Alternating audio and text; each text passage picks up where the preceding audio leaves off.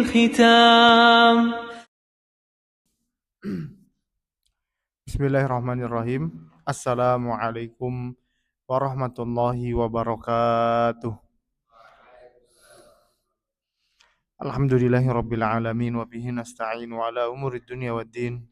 Asyhadu an la ilaha illallah wahdahu la syarikalah wa asyhadu anna sayyidana Muhammadan abduhu wa rasuluh sallallahu alaihi wa ala alihi wa ashabihi wa man tabi'ahum bi ihsanin ila yaumiddin. Amma ba'du, ikhwani fid din rahimani wa rahimakumullah. وقفنا في الحديث الثلاثون أمس واليوم نبدأ بعون الله تبارك وتعالى في الحديث الحادي والثلاثون. Ini merupakan majelis kelima dari daurah khataman kitab Arba'in lil Imam An-Nawawi dan kitab Umdat Al-Ahkam karya Imam Al-Hafidh Abu Muhammad Abdul Ghani Al-Maqdisi rahimahumullahu ta'ala. Dan khataman ini merupakan pembacaan sederhana dari hadis-hadis pilihan yang telah ditulis oleh Imam dan An-Nawawi dan juga Imam Abdul Ghani Al-Maqdisi di dua kitabnya, Arba'in dan Umdatul Ahkam. Kita hanya menerjemahkannya lalu mengambil ibrah, faidah, ilmu yang bisa sama-sama kita jadikan pedoman hidup, mengamalkan firman Allah Subhanahu wa taala secara umum tentang agama ini yang berisi wahyu, Al-Qur'an dan sunnah Nabi SAW, hudal lil muttaqin, sebagai petunjuk untuk seluruh manusia agar menjadi orang-orang yang bertakwa. Qala al-allamatu Abu Zakaria Yahya bin Syaraf An-Nawawi rahimahullahu ta'ala al-mutawaffa sanad sittah wa sab'ina wa sittimiatin li hijratil mubarakati ala sahibiha afdalus salati wa tamu taslim. Nafa'ana Allahu bi'ulumihi wa ulumi masyayikhina fid dunya wal akhirah wa ghafarallahu lana wa lahu wa lisairil muslimina amin ya rabbal alamin. Al-hadithul hadi wa thalathun. Hadis ke yang 31. An Nabil Abbasi Sahl bin Sa'din As-Sa'idi radhiyallahu an qala ja'a rajulun ila Nabi sallallahu alaihi wasallam faqala ya Rasulullah dullani ala amalin idza amiltuhu ahabbani Allah wa ahabbani an-nas. Dullani, tunjukkan kepadaku. Ja'a rajulun ilan Nabi sallallahu alaihi wasallam. Datang seorang sahabat radhiyallahu taala anhu kepada Nabi SAW kemudian bertanya, dan lagi-lagi kita bisa lihat pertanyaan para sahabat adalah pertanyaan-pertanyaan yang benar-benar mengganggu pikiran mereka, pertanyaan yang mencerminkan visi hidup mereka, pertanyaan yang mereka impi-impikan sepanjang hidup mereka tentang bagaimana amalan yang mendekatkan mereka kepada surga, menjauhkan mereka dari api neraka, amalan yang mendatangkan cinta Allah Subhanahu wa taala dan cinta orang-orang yang mencintai Allah. Dullani ala amalin, tunjukkan pada saya sebuah amal, idza amiltuhu ahabbani Allah, jika saya amalkan Allah mencintai saya, wa ahabbani an-nas, dan manusia pun mencintai saya. Faqala izhad fid dunya yuhibbakallah. Izhad, zuhudlah kamu di dunia atau tentang dunia, yuhibbakallah, maka Allah akan mencintaimu. Zuhud, yuhibbakallah di sini sebagai jawabut talab. Kalau dalam pelajaran nahwu kita kenal masalah talab ats-tsamaniyah. Ada 8 bentuk talab yang kemudian jawabnya itu mansub, ya. Yuhibbakallah di sini dibaca fathah karena waqa'a fi jawabit talab yuhibbakallah. Zuhudlah kamu di dunia, maka Allah akan mencintaimu. Wazhad fi ma indan nasi, zuhudlah terhadap apa yang ada pada manusia. Yuhibbakan nas, manusia akan mencintaimu. Haditsun hasanun rawahu Ibnu Majah wa ghairuhu bi asanida hasanatin. Di sini menarik karena justru dengan zuhudnya seseorang terhadap apa yang dimiliki manusia justru akan mendatangkan cinta manusia. Zuhudnya kita terhadap dunia maka akan mendatangkan cinta Allah Subhanahu wa taala. Al hadits tsani wa salasun an Abi Sa'd bin Malik bin Sinan Al-Khudri radhiyallahu anhu anna Rasulullah sallallahu alaihi wasallam qala la darara wa la dirar. Haditsun hasan rawahu Ibnu Majah wa Daruqutni wa ghairuhuma musnada wa rawahu Malikun fil Muwatta mursala an Amr bin Yahya an abihi anin Nabi sallallahu alaihi wasallam fa asqata Aba Sa'idin wa lahu turuqun yuqawi ba'daha ba'da. La darara wa la dirar, tidak boleh membahayakan orang lain dan tidak boleh membahayakan diri sendiri. La darar wala dirar. Kalau hadis sebelumnya tentang zuhud, itu tentang akhlak, tentang tazkiyah, tentang amalan hati. Bagaimana kita mencukupkan apa yang Allah Subhanahu wa taala berikan lalu mempergunakannya sebaik mungkin untuk ketaatan kepada Allah Subhanahu wa taala. Sedangkan hadis ke-32 la darara wa la dirar dijadikan para ulama sebagai kaidah fiqhiyah. Jadi kaidah itu adalah prinsip yang dipegang dalam berbagai masalah. Ketika ada kasus di mana membahayakan diri sendiri, maka dilarang. Atau ada permasalahan membahayakan, merugikan orang lain, maka dilarang. Itulah yang disebut dengan kaidah kulliyun, prinsip umum universal yang digunakan dalam banyak permasalahan. Bisa masuk dalam ibadah, muamalat, jinayat, nikah. Intinya semua yang berbahaya atau membahayakan dilarang. Ibadah yang membahayakan diri sendiri seperti nazar di bawah terik matahari, tidak mau duduk, tidak mau berteduh, itu membahayakan, dilarang. Seperti muamalat, kita membahayakan, merugikan orang lain, la darara wa la dirar. Seperti dalam pernikahan, orang yang nikah dengan niat nanti mau diceraikan istrinya, la darara wa la dirar. Itu yang disebut dengan kaidah, prinsip universal yang digunakan dalam banyak masalah. Qala al-haditsu tsalits wa salasun, hadis ke-33. An Ibnu Abbas radhiyallahu anhum anna Rasulullah sallallahu alaihi wasallam qala law yu'tan nasu bid'awahum, kalau saja manusia itu diberikan apa yang mereka tuntut dengan klaim. Dakwah itu artinya klaim. Klaim itu artinya ngaku, pengakuan saja. Ladda'a rijalun, maka orang-orang akan mengaku amwala qaumin, harta milik orang lain, wa dima'ahum, dan darah mereka.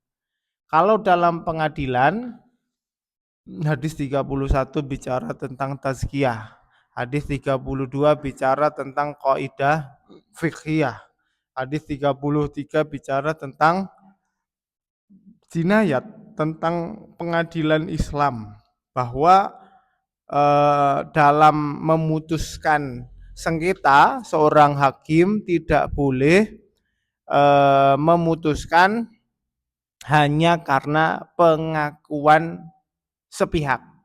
Karena kalau cukup dengan mengaku orang itu mendapatkan haknya, semua orang akan mengaku harta tetangganya diklaim sebagai miliknya, kemudian darah orang lain akan diklaim bahwa untuk dikisos.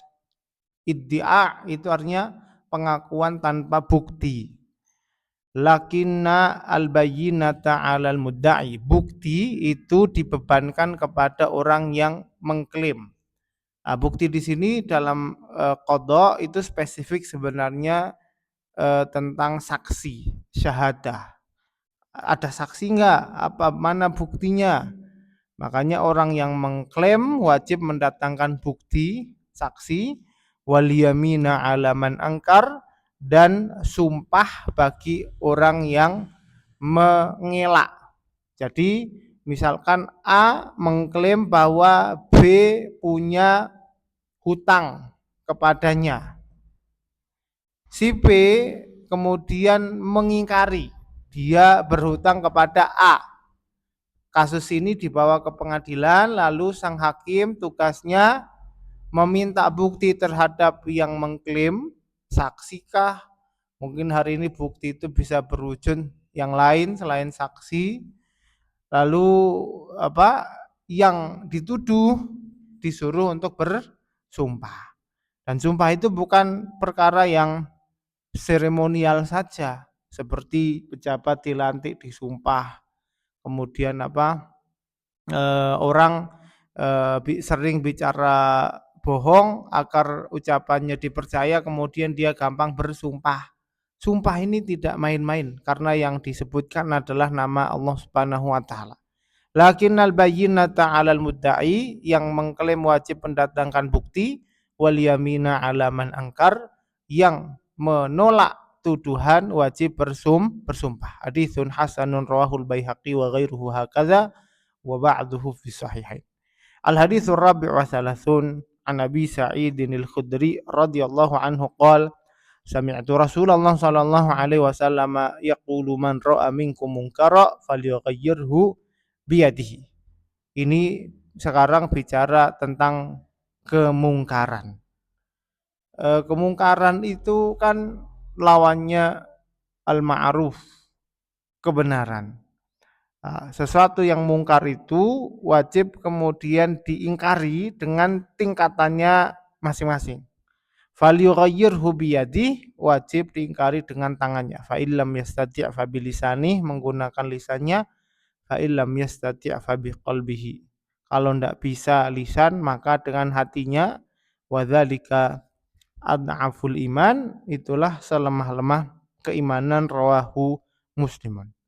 Kalau bicara tentang mengingkari, ini masuk bab amar ma'ruf nahi mungkar. Kenapa amar ma'ruf nahi mungkar ini penting?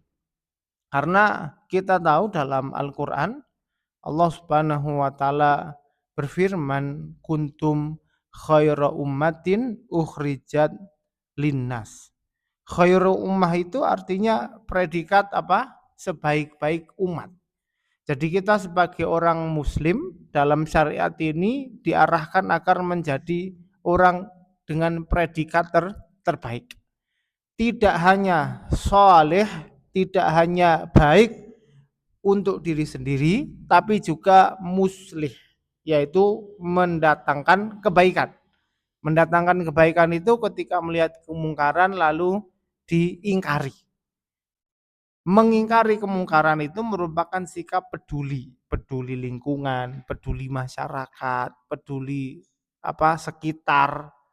Jadi tidak ada lalu orang Islam yang dia diam saja melihat kemungkaran.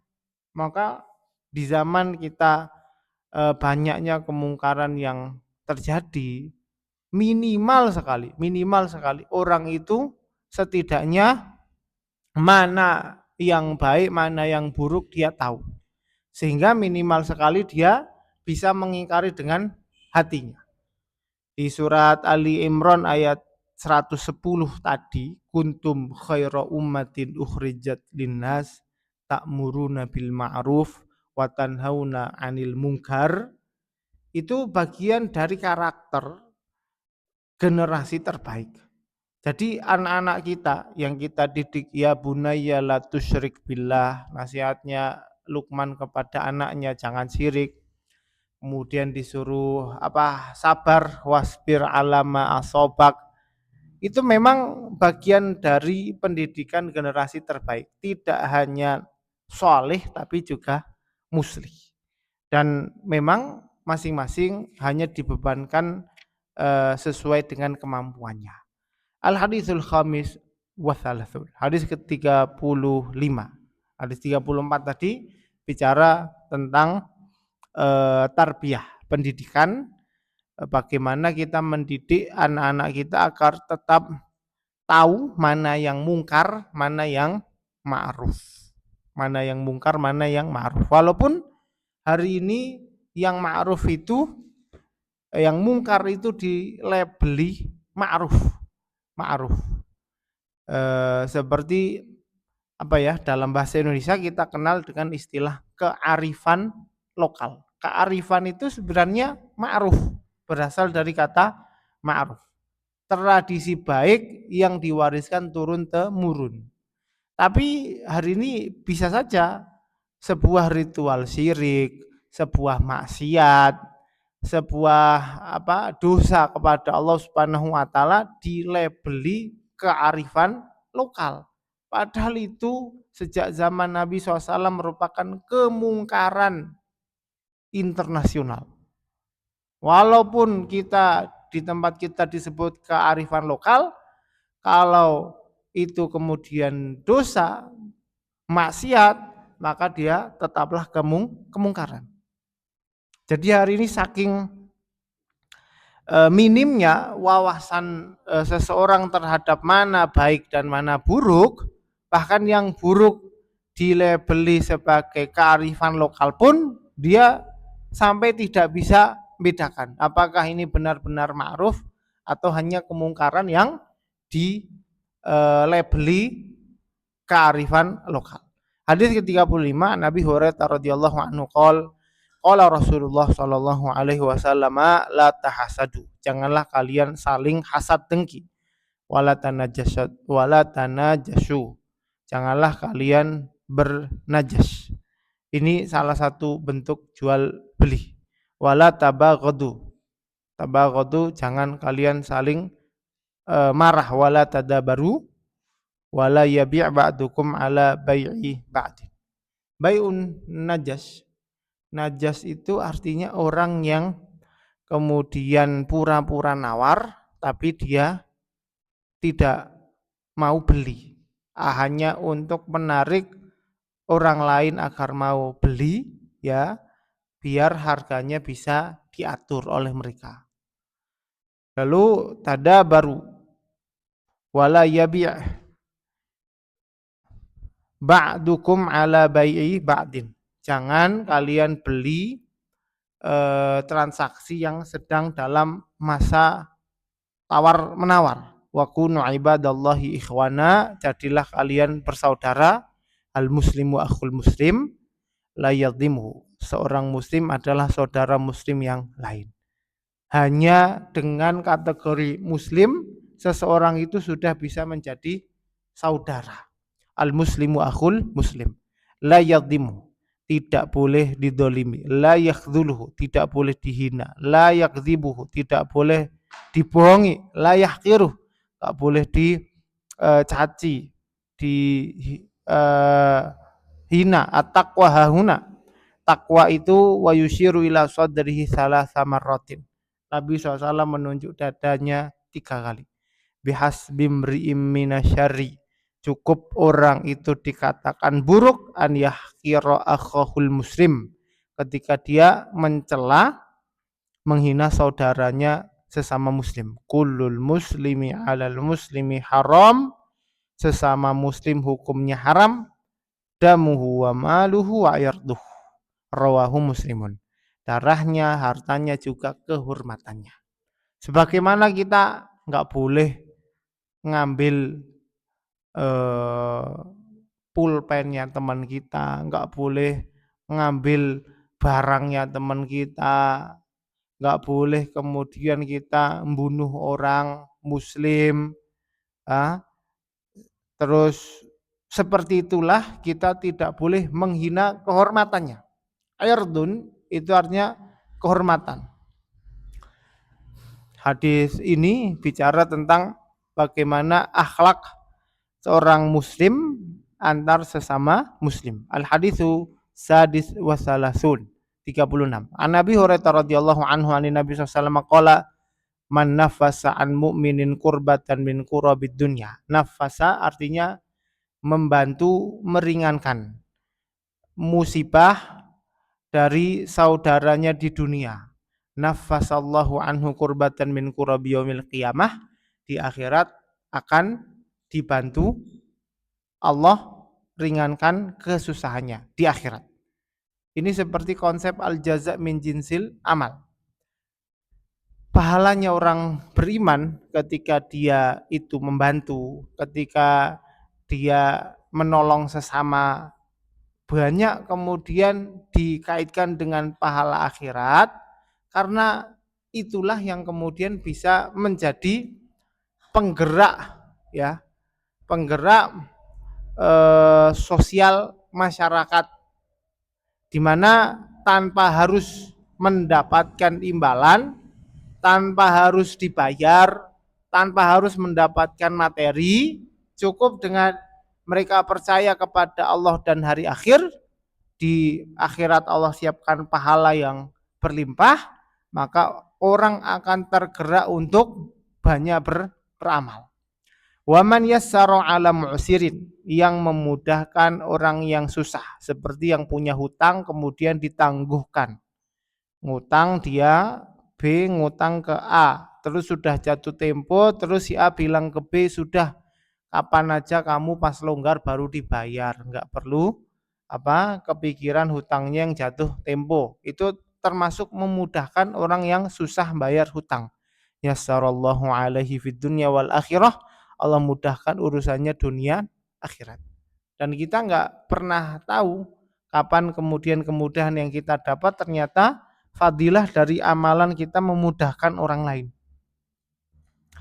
Waman satara musliman satarahullahu fid dunya wal akhirah. Barang siapa yang menutup aib seseorang akan Allah tutup dia aibnya di dunia dan di akhirat. Di dunia artinya nggak ada yang tahu, aibnya di akhirat tentu dengan cara Allah ampuni dosanya.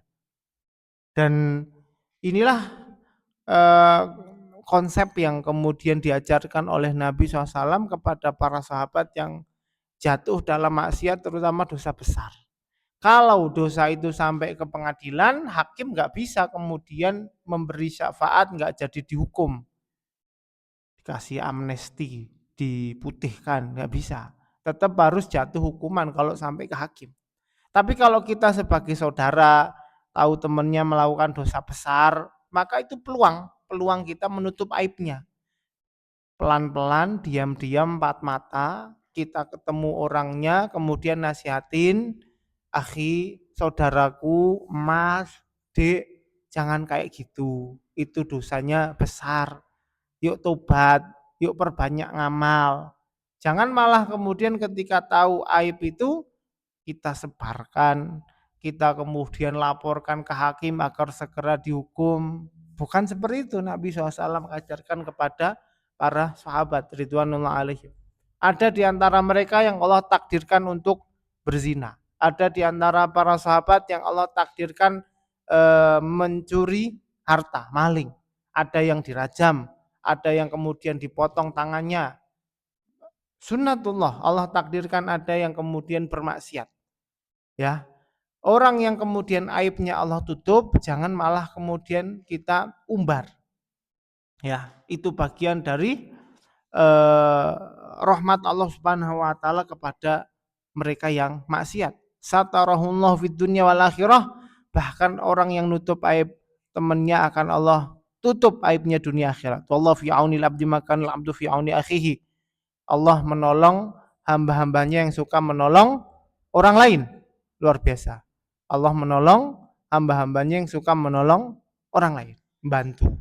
Dan membantu tidak selalu dengan materi, apapun yang menurut kita sepele kadang menurut orang lain sangat terbantu. Wa man salaka tariqan yaltamisu fihi ilman sahalallahu lahu bihi tariqan ilal jannah. Yang menempuh jalan menuntut ilmu, Allah mudahkan jalan menuju surga. Ilmu di sini tidak disebut ini ilmu duniakah, akhiratkah, ilmu agamakah, ilmu tentang nyari uangkah. Ilmu yang isinya tentang fadilah, para ulama sepakat itu spesifik ilmu syar'i, ilmu agama. Jadi barang siapa yang menempuh jalan menuntut ilmu agama, Allah mudahkan jalannya menuju surga. Kenapa? Karena dalam belajar ilmu agama, pertama orang itu benar-benar bisa terbukti tulusnya. Karena ilmu agama itu tidak memberikan kita materi apapun. Beda dengan belajar duniawi yang bisa dijadikan hirfah, profesi tertentu, menghasilkan uang yang banyak. Jadi kan ada kepentingan pribadi. Kalau orang belajar ilmu agama, niat di awal itu jelek, pasti dalam proses belajar dia akan memperbaiki niat itu sendiri. Karena ilmu tidak akan mau dipelajari kecuali hanya untuk lillahi ta'ala. Wa majtama'a qaumun fi baitin min buyutillah. Dan hadis ini termasuk bukti yang sangat kuat bahwa antara orang yang belajar agama dengan surga Allah Subhanahu wa taala itu tidak ada yang menghalangi kecuali kematian. Maksudnya sekedar orang itu hari-harinya belajar agama, maka ketika meninggal pasti masuk surga. Sesuai sabda Nabi SAW, sahalallahu lahu bihi tariqan ilal jannah. Makanya untuk bisa tetap menyandang orang yang belajar ilmu agama, menyandang status nyantri, status pembelajar, status thalibul ilmi, itu fadilah yang sangat besar. Tanpa mengharap imbalan apapun, hanya ridha Allah Subhanahu wa taala dalam bentuk sahalallahu lahu bihi tariqan ilal jannah. Allah mudahkan menuju surga. Wa majtama qaumun fi baitin min buyutillah, tidaklah berkumpul kaum di rumah Allah, yatluna kitab Allah, membaca kitab suci, wa yatadarasuna bainahum, mempelajari isinya, illa nazalat alaihimus sakinah, mereka dapat ketenangan, wa ghasyiyatuhumur rahmah, Allah limpahkan rahmat kasih sayang, wa afathumul malaikah, malaikat menaunginya. Tadi kita sempat sebut bahwa kenapa orang yang belajar ilmu syar'i itu berhak mendapatkan fadilah ini. Pertama karena mereka punya potensi ketulusan yang sangat besar. Jadi orang kalau belajar agama itu nggak mungkin dia akan belajar untuk duniawi. Karena kalau dia niatnya untuk dunia, justru dia akan menjadi orang yang pertama kali diseret ke neraka. Artinya orang kalau belajar terus dengar niatnya keliru, pasti dia langsung tobat, harusnya. Sehingga tidak ada peluang kecuali dia harus tulus, gitu. Kalau belajar ilmu yang lain, dia punya kesempatan untuk niat-niat mubah yang lain, dapat keuntungan, dapat kepentingan, macam-macam. Tapi belajar ilmu agama mau dapat apa? Karena kalau keliru niatnya, langsung jadi golongan yang pertama kali diseret ke neraka.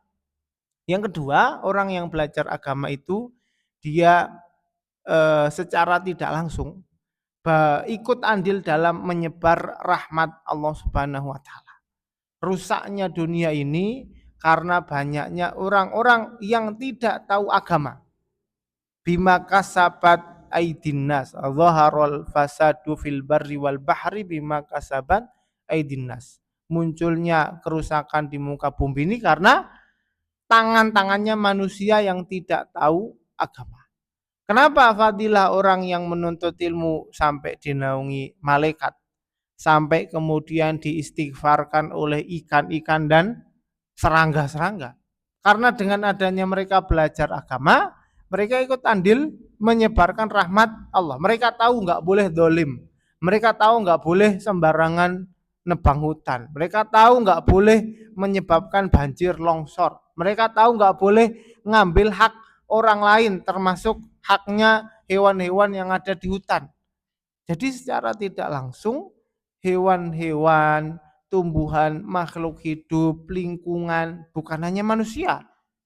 Ya, dan manusia baik muslimnya, baik kafirnya merasakan rahmatnya Allah Subhanahu wa taala itu lewat orang-orang yang belajar agama. Sehingga mereka layak untuk mendapat fadilah yang sangat besar. Wa dzakarahumullah fi man indah. Allah sebut namanya di sisinya. Wa man batta'a bihi amaluhu, orang yang malas untuk ngamal, lam yusri' bihi nasabuhu. Nasab keturunannya tidak mampu kemudian membantunya. Tidak pandang anak siapa, keluarga siapa, kalau tidak punya amal dia tidak akan dapat fadilah. Rawahu Muslimun bihadzal lafzi. Al haditsus sabi' wa thalathun, hadis ke-37. Qala an Ibnu Abbas radhiyallahu anhu man Rasulillah sallallahu alaihi wasallam fima yarwihi ar-rabbih tabaraka ta'ala qala innallaha katabal hasanat was sayyi'at. Hadis ke-37, hadis qudsi. Allah berfirman, sesungguhnya Allah menetapkan kebaikan dan keburukan, summa bayyana dzalika, kemudian menerangkannya. Jadi ini bukti, ini masuk dalam pembahasan akidah dan pemikiran di mana ada dua kelompok sesat, yaitu Qadariyah dan Jabriyah yang salah memahami konsep takdir. Ya, Jabriyah yang menganggap manusia ini seperti wayang, dipaksa untuk melakukan sesuatu oleh Allah. Jadi kenapa saya nggak sholat? Ya karena Allah takdirkan saya nggak sholat. Itu menurut mereka. Sebaliknya Qadariyah yang menganggap manusia itu mampu menciptakan perbuatannya sendiri. Jadi hanya butuh afirmasi. Setiap pagi kita bilang ke diri kita, kamu pinter, kamu pinter, kamu pinter, terus nanti jadi pinter. Kamu kaya, kamu kaya, kamu kaya, nanti terus jadi kaya gitu. Itu juga keliru, nggak bisa. Semua sudah Allah tetapkan, tapi bukan berarti ketika Allah menetapkan itu manusia tidak punya pilihan. Justru Allah Subhanahu wa taala menerangkan yang baik itu ini, yang buruk ini. Kenapa perlu diterangkan? Kalau manusia itu tidak bisa milih, percuma menerangkan ini karena mereka tidak bisa milih. Justru diterangkan mana baik dan buruk karena manusia sebagaimana punya potensi baik, manusia juga punya potensi buruk. Dan itu berdasarkan kehendak mereka. Dan kehendak mereka bagian dari ciptaan Allah. Tayyib, faman hamma bihasanatin, yang kemudian hamma itu artinya berkehendak, ingin melakukan kebaikan. Falam ya'malha, tetapi belum jadi ngamal, katabahallahu indahu hasanatan kamilah, dapat satu kebaikan. Jadi al-humum keinginan-keinginan, harapan-harapan yang kemudian belum terlaksana ketika kehendak itu niatnya sudah baik, sudah Allah berikan pahala sempurna. Wa in amma biha fa amilaha katabahallahu indahu asyra hasanatin ila sab'i mi'ati dhi'fin ila ad'afin katsirah. Kalau dia niat baik kemudian ngamal, maka dapat 10 sampai 700 sampai berlipat-lipat ganda. Sebaliknya wa in hamma bisayyi'atin falam ya'mala katabahallahu indahu hasanatan kamilah. Orang yang berkehendak berbuat buruk tidak jadi mempraktekkan buruknya, justru dapat satu pahala sempurna. Kenapa? Karena ketika dia ingin melakukan perbuatan buruk, tidak jadinya itu bagian dari amal. Tidak jadinya itu bagian dari kehendak untuk meninggalkan maksiat. Itu jadi masuk ke satu pahala. Wa in hamma biha fa'amilaha katabahallahu sayyi'atan wahidah, rawahu al-Bukhari wa Muslim fi sahihaihima bihadhil huruf. Tapi jika sudah dikerjakan maka dia dapat satu dosa saja.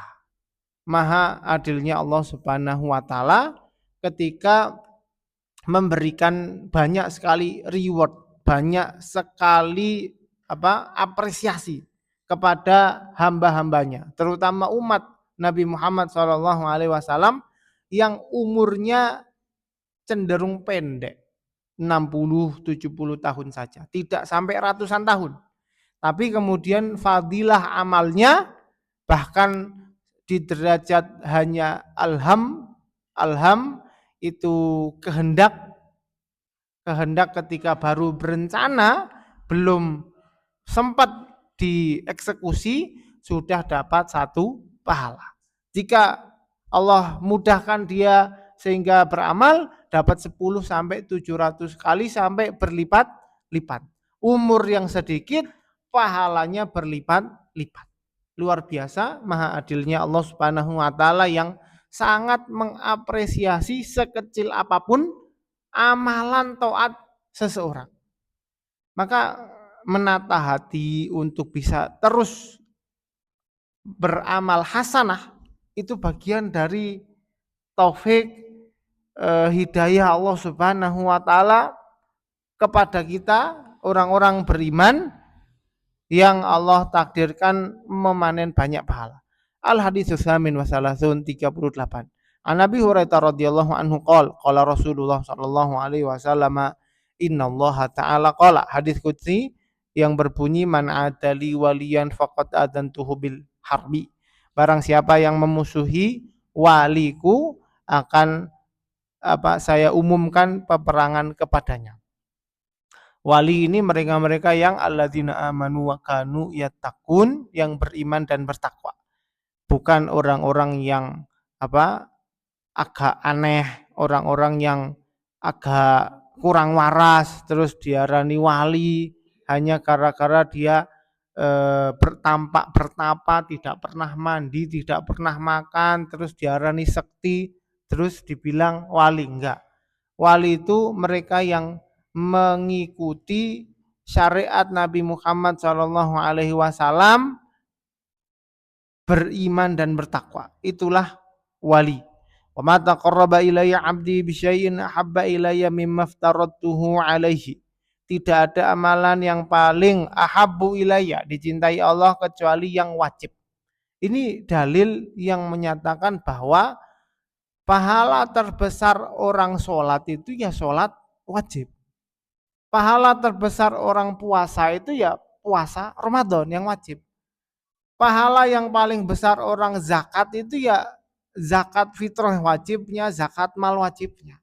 Sisanya itu ya amalan sunnah yang pahalanya tidak lebih banyak dari amalan wajib. Artinya dari sini kita harus punya prioritas. Ketika kita pengen sekali amal sunnah, jangan sampai amalan yang wajib ini justru luput dengan pahalanya yang begitu besar. Tapi kemudian kata Allah Subhanahu wa taala di hadits qudsi, wala yazalu 'abdi yataqarrabu ilayya bin nawafil hatta uhibbah.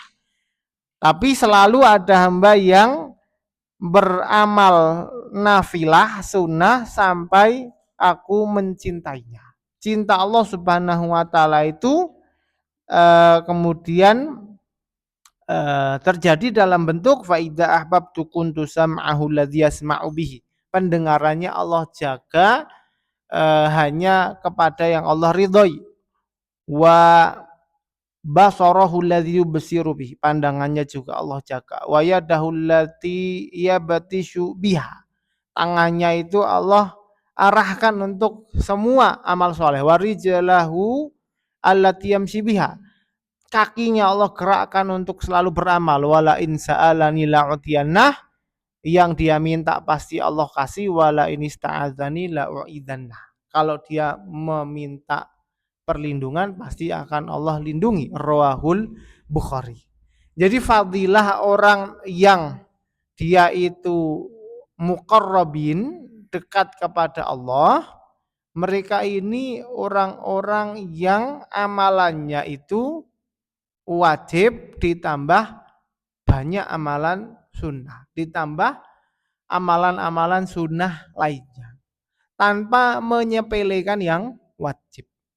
Sehingga prioritasnya tetap amalan wajib dijaga sambil pelan-pelan menambah amalan nafilah. Al-hadits tasi' wa thalathun, hadis 39. An Ibnu Abbas radhiyallahu anhu anna Rasulullah sallallahu alaihi wasallam qala innallaha tajawwaza li an ummati.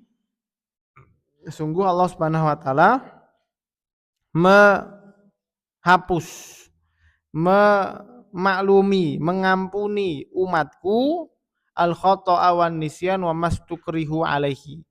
Keliru, lupa ataupun dipaksa. Nah, ini sering disebut dengan uzur.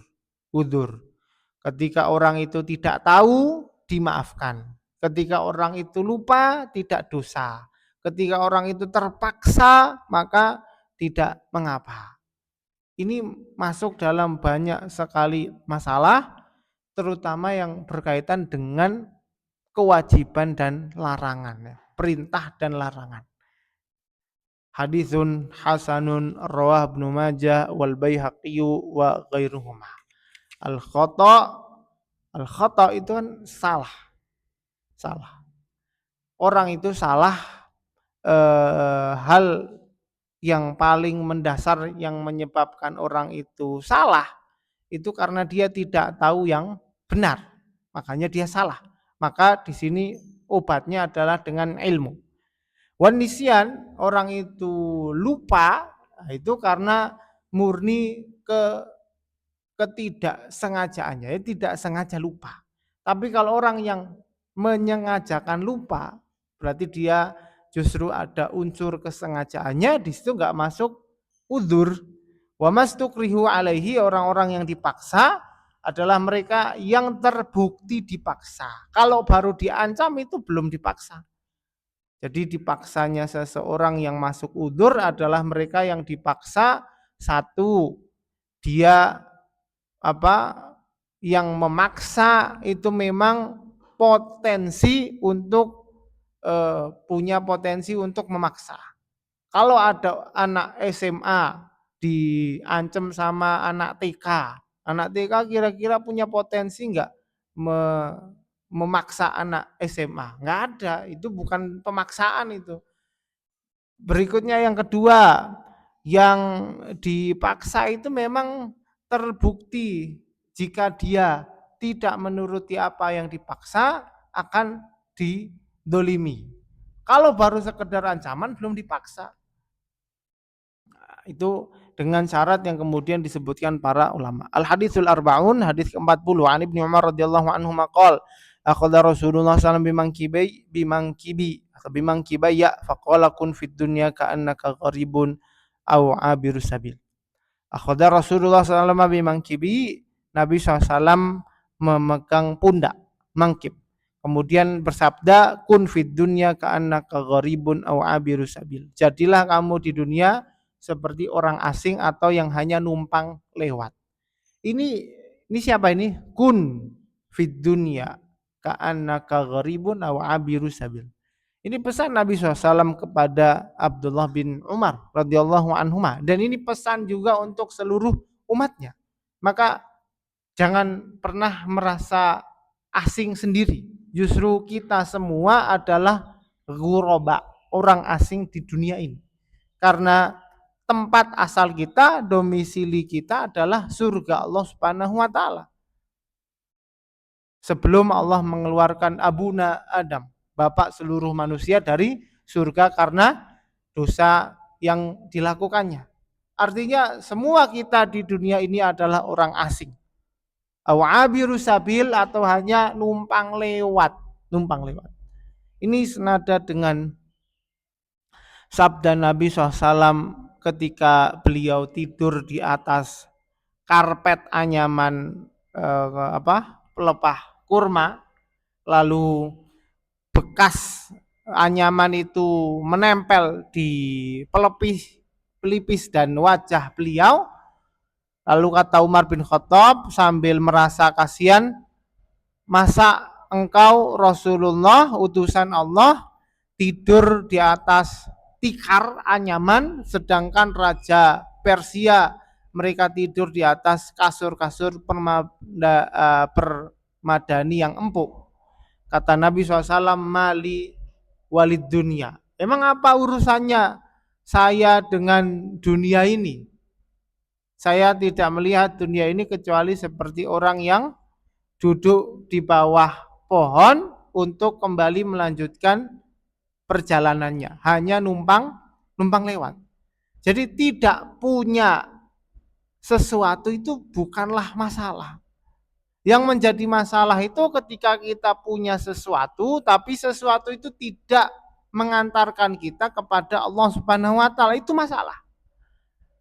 Tidak punya sesuatu itu justru tidak punya tanggung jawab. Karena ketika kita memiliki harta, tanggung jawabnya di akhirat itu cukup berlapis-lapis. Dari mana harta itu datang? Untuk apa harta itu dipakai? Kemanakan harta itu? Itu pertanyaan-pertanyaan yang akan datang kepada kita semua di akhirat. Tsumma latus'alunna yauma idzin anin na'im. Para sahabat dulu ketika membaca ayat ini sampai meneteskan air mata ketika mereka hanya meminum seteguk air putih dingin. Tsumma latus'alunna yauma idzin anin na'im. Nanti di akhirat semua nikmat akan Allah tanyakan. Jadi kalau kita lupa dengan akhirat itu rasanya tamak sekali, serakah semuanya ingin dimiliki. Tapi ketika kita benar-benar membayangkan bagaimana akhirat bertemu Allah Subhanahu wa taala dengan seluruh tanggung jawab amal yang akan kita pikul masing-masing, itu sungguh hal yang berat. Kun fid dunya ka'annaka gharib aw 'abirus sabil. Jadilah kamu orang asing atau hanya numpang lewat. Dan nyatanya kita semua orang asing. Nyatanya kita di dunia hanya lewat. Wa kana Ibnu Umar radhiyallahu anhuma yaqul. Ibnu Umar kemudian berkata, "Idza amsayta fala tantadhiri shabah." Kalau kamu di waktu sore jangan tunggu pagi untuk beramal. Amal soleh itu luar biasa. Hari ini saudara-saudara kita yang sakit, yang tidak bisa sholat dengan sebaik orang yang sehat. Hari ini saudara-saudara kita yang keamanannya Allah ambil, hidup di negara yang perang. Hari ini saudara-saudara kita yang daerahnya terkena bencana, ya, itu mendambakan kondisi kita yang sehat, yang aman, yang tempatnya itu tidak ada bencana alam, sehingga bisa sholat dengan sempurna, bisa sholat dengan sangat khusyuk, yang itu semua mereka impikan ketika mereka sehat, ketika negara mereka aman, atau di saat daerah mereka baik-baik saja, tidak dilanda bencana alam. Nikmat. Wa idza asbahta fala tantadziril masa. Kalau kamu di waktu pagi jangan tunggu sore untuk beramal. Kita orang asing, kita hanya numpang lewat. Bawa bekal sebanyak-banyaknya untuk melanjutkan perjalanan. Wa khudh min sihatika limaradik. Mumpung sehat, amalnya gaspol sebelum nanti sakit. Wa min hayatika limautika, mumpung masih ada umur. Sebaik-baik manusia adalah mantola umuruhu wa hasuna amaluhu. Panjang umur, banyak amal. Kalau kita panjang umur tapi amalnya tidak begitu banyak, musibah. Lebih baik tidak punya umur. Karena kalau umur itu kemudian terlewat tanpa amal, alih-alih itu kemudian menolong kita di akhirat, justru kita susah payah menjawab pertanyaan Allah Subhanahu wa taala. Awalam nu'ammirkum ma yatadzakkaru fihi man tazakkar wa ja'akumun nadhir. Bukankah kamu sudah saya kasih umur, sudah sempat balik, sudah sempat ke pondok, sudah sempat khatam Quran, sudah pernah khatam kitab hadis. Apa enggak cukup itu buat kamu untuk semangat ibadah? Itu semua kita ditanya. Wa ja'akumun nadhir, sudah ada rasul, sudah mulai beruban, sudah mulai balik. Lah kok enggak begitu banyak amalnya? Umur itu ternyata beban di akhirat nanti kalau tidak amal soleh. Wa khud min sihatika lima radik, mumpung sehat perbanyak amal. Wa min hayatika limautik, mumpung masih ada umur perbanyak amal. Rawahul Bukhari. Al hadithul hadi wal arba'un an Nabi Muhammad Abdullah bin Amr bin As radhiyallahu anhu maqal qala Rasulullah SAW la yu'minu ahadukum hatta yakuna hawa, tidak sempurna iman kalian sampai hawahu, hawa itu kecondongan jiwa. Kamu condongnya apa? Condongnya yang jelek, enggak boleh. Kecondongan itu harus dibawa ke tabaan lima jitu bihi, mengikuti apa yang dibawa Nabi Muhammad Shallallahu Alaihi Wasallam. Hawa, condongnya itu nggak mau ngamal, condongnya itu pengen tidur terus, condongnya pengen makan terus. La yu'minu ahadukum, tidak sempurna iman kalau kita selalu mengikuti kecondongan nafsu. Hadisun hasanun sahih rawainahu fi kitabil hujjah bisnadin sahih. Al haditsu tsani wal arba'un an Anas radhiyallahu anhu qala sami'tu Rasulullah sallallahu alaihi wasallam yaqulu qala Allah taala. Hadis qudsi, hadis terakhir di hadis arba'in ini, hadis ke-42, ya bena Adam, wahai anak Adam. Ini hadisnya cukup dalam karena di hadis ini Allah Subhanahu wa taala benar-benar menampakkan, mengabarkan rahmat Allah Subhanahu wa taala, wa rahmati wasi'at kullasyai. Rahmat kasih sayang Allah itu meliputi semua. Jadi kalau kita atau ada orang tidak sampai kebagian rahmat Gusti Allah, itu pasti orang itu terlalu kufur, tidak mengakui adanya rahmat Allah dalam dirinya. Ya bna Adam, wahai anak Adam, innaka ma da'autani wa rajautani ghafartu laka ala ma kana minka wala ubali. Setiap kali kamu berdoa, kamu berharap agar dosa-dosamu diampuni, ghafartu laka ala ma kana minka. Sebanyak apapun dosamu, saya ampuni, kata Allah. Dan semakin kita tahu satu-satunya yang mampu menghapus dosa kita, mengampuni kita hanya Allah, semakin di situ kita sujud semakin lama. Semakin di situ kita semakin rela untuk puasa.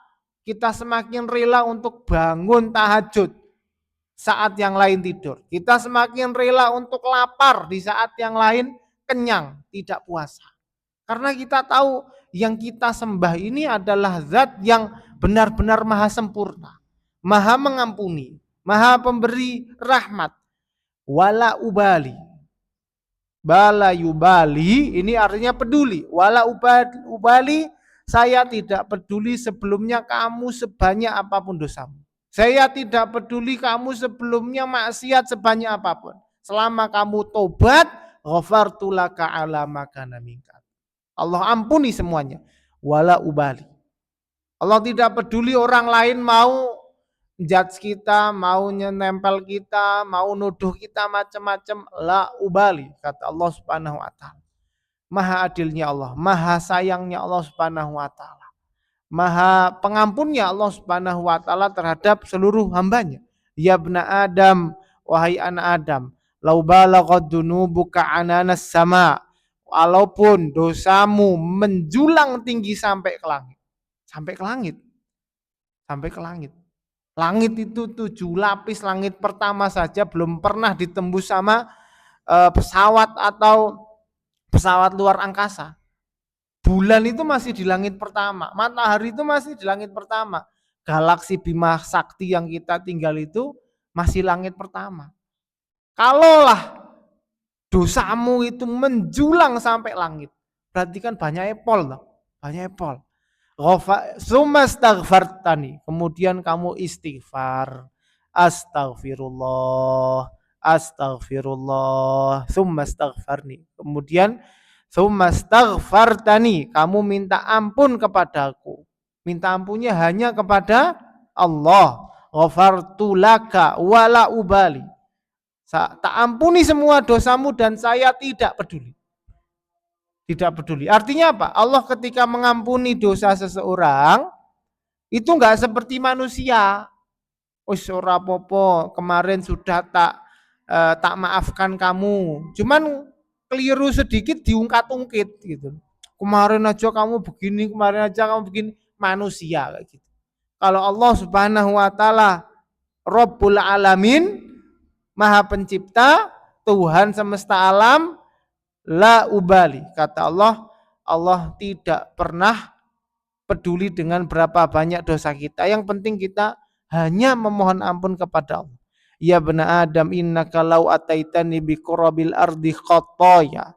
Wahai anak Adam, jika engkau datang sebesar bumi ini dosa, tsumma laqitani, kemudian kamu mati bertemu Allah, la tusyriku bi syai'a, tidak pernah syirik sekalipun, la ataituka bi qurabiha maghfiratan, aku akan menjumpaimu sebesar dosamu itu ampunan.